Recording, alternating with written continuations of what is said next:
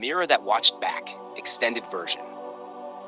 In a forgotten village hidden deep within the mountains, there stood an old, crumbling mansion. Time had wrapped it in silence. The villagers avoided it, whispering stories of strange lights, eerie sounds, and a mirror that could trap your soul. They called it the House of Echoes.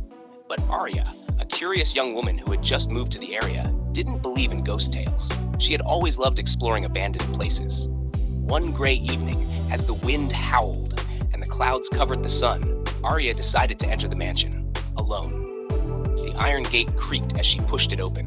Ivy wrapped around the walls like veins, and shattered windows stared like blind eyes. Inside, the wooden floors groaned beneath her boots. Cobwebs hung from the ceiling, and the air was thick with dust and cold memories. Room after room, she found nothing but broken furniture and silence, until she reached the master bedroom. There, standing tall against the far wall, was a massive mirror. It was draped in a thick, old cloth. Drawn to it, Aria stepped closer and pulled the fabric away. The mirror was cracked but strangely clean. Her reflection stared back, except something was wrong. It didn't blink when she did. When she tilted her head, the reflection smiled. Aria felt a chill run down her spine. Suddenly, the reflection raised its hand and knocked on the glass. Aria gasped and stumbled back. The room went quiet. Then she heard it, a faint whisper, like wind through a graveyard. "Set me free." The whisper echoed again, louder this time. "Set me free." The light flickered. The mirror began to ripple as if the glass were made of water. Aria tried to run, but her legs wouldn't move. She was frozen in place, staring into the eyes of her own reflection.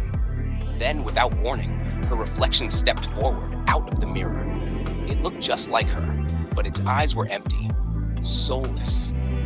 The last thing Aria saw was the other version of herself smiling and stepping into her body like a shadow slipping into place. When Aria's neighbors noticed she hadn't returned, they assumed she'd moved away. But on stormy nights, some say they see a pale figure staring from the upstairs window of the mansion. Others who have entered never returned. They say the mirror is still there, and inside it, trapped in silence, the real Aria waits, watching, screaming without a voice, hoping someone will come close enough for her to switch places again. So if you ever find an old mirror in a forgotten house, don't stand too close. Don't look too long, because the mirror watches back, and it's always waiting.